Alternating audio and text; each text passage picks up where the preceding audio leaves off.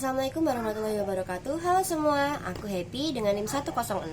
Untuk memenuhi tugas dari mata kuliah ekonomi mikro, kita akan membahas mengenai teori produksi. Teori produksi adalah suatu prinsip dasar dalam melakukan proses produksi. Nah, dalam proses produksi ini kita perlu mengetahui perilaku dari pelaku produksi. Dalam hal ini, pelaku produksi adalah produsen dan konsumen. Nah, perilaku produsen sendiri menentukan kombinasi dari faktor produksi yang akan digunakan, kemudian jumlah output yang akan dihasilkan untuk memenuhi efisiensi produksi, kemudian harga jual dari suatu produk yang sudah jadi. Sedangkan perilaku konsumen sendiri menentukan permintaan dari para pembeli mengenai suatu produk. Dalam sebuah produksi terdapat 4 unsur produksi. Yang pertama ada alam, tenaga kerja, modal, dan pengelolaan. Alam dan tenaga kerja termasuk dalam unsur produksi asli, serta modal termasuk ke dalam unsur produksi turunan. Sedangkan pengelolaan termasuk dalam proses produksi yang mengorganisasikan kedua unsur produksi tersebut. Unsur produksi yang telah digunakan untuk membuat barang baru disebut dengan input. Input dibedakan menjadi dua, yaitu fixed input dan variable input.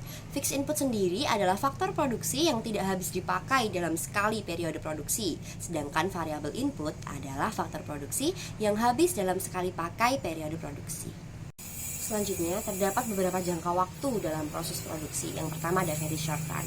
Very short run adalah proses produksi di mana seluruh input yang digunakan dalam proses produksinya bersifat fix atau tetap.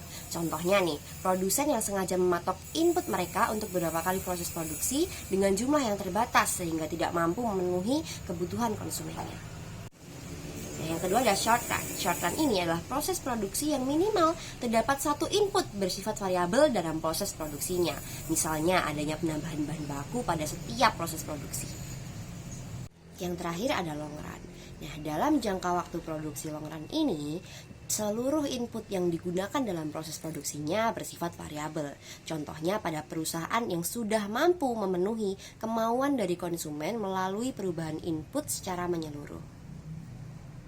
Nah, selanjutnya ada fungsi produksi. Fungsi produksi adalah hubungan teknis antara input dengan output yang menggambarkan proses produksi secara teknis yang dilakukan untuk mencapai efisiensi produksi. Contohnya adalah seperti penggunaan drone pada lahan luas untuk mengefisiensikan upah yang seharusnya diberikan kepada pekerja.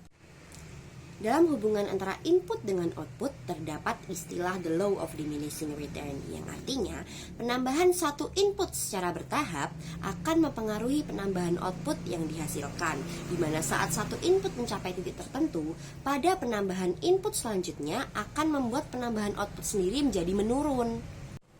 Nah, segitu dulu materi yang bisa aku sampaikan. Semoga dapat dipahami dan bisa membantu kalian dalam belajar ekonomi ya. Terima kasih.